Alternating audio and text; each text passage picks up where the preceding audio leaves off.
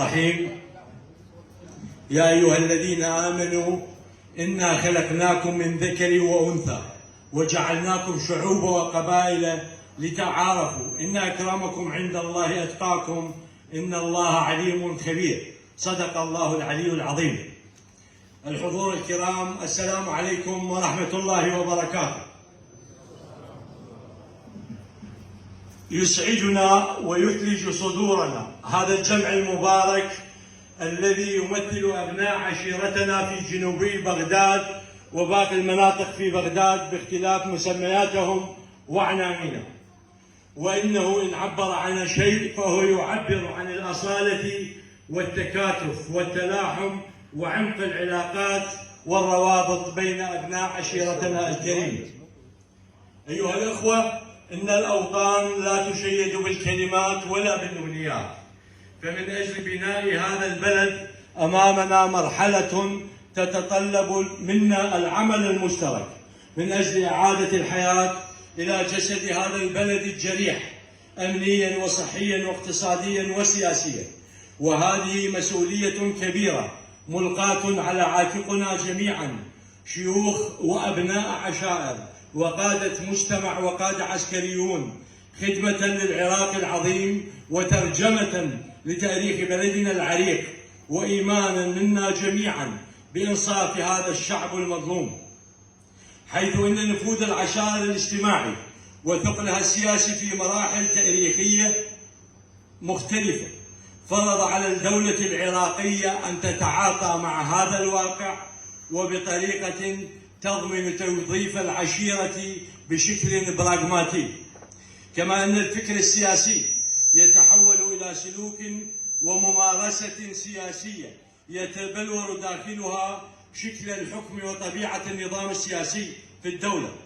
وبما أن قيم العشيرة راسخة في سلوكيات الفرد العراقي، ولما كانت العشائر العراقية لا تحمل في موروثها تجربة سياسية يمكن الاعتداد بها، ولأن العشائر تشكل النسبة الأعظم من مجموع الشعب العراقي، لذا كان انعكاس هذا الواقع يترك بصماته الواضحة ليس على المجتمع المدني فحسب بل على مشروع الدولة برمته، وذلك لأن العشائر كثيرة بالإضافة إلى رسوخ تقاليدها هي التي أثرت في المجتمع المدني.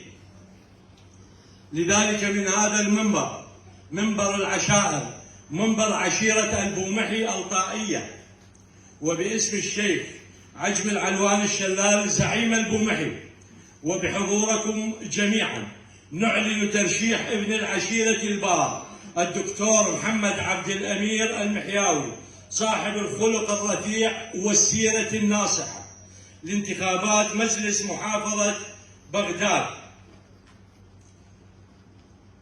ضمن ائتلاف دولة القانون رقم القائمة 233 تحت التسلسل 14 للمساهمة مع باقي إخوته الآخرين في الكتل الأخرى للنهوض بواقع المشاريع وتقديم الخدمات المناسبة لسكان المحافظة. أملنا بكم كبير أبناءنا وإخوتنا في منحه ثقتكم للتصدي لهذه المسؤولية الكبيرة، إيمانا منا جميعا بضرورة ضخ الدماء الجديدة لتولي القيادة في مفاصل الدولة لتقديم الأفضل خدمة لأبناء شعبنا العظيم. رحم الله أجدادنا الذين كتبوا لنا تاريخ مطرز بأحرف من ذهب، الذين ضحوا بالغالي والنفيس في سبيل الحفاظ على سيادة وكرامة هذا الوطن. ونسأل العلي القدير أن يسدد خطى الأحفاد للسير على خطى الأجداد، وأن يحذو حذوهم في الحفاظ على هذا البلد العظيم وضمان خدمة أبناء شعبنا المجاهد الصابر الذي عانى الكثير من المآسي والويلات. الرحمة والغفران لشهداء العراق جميعا.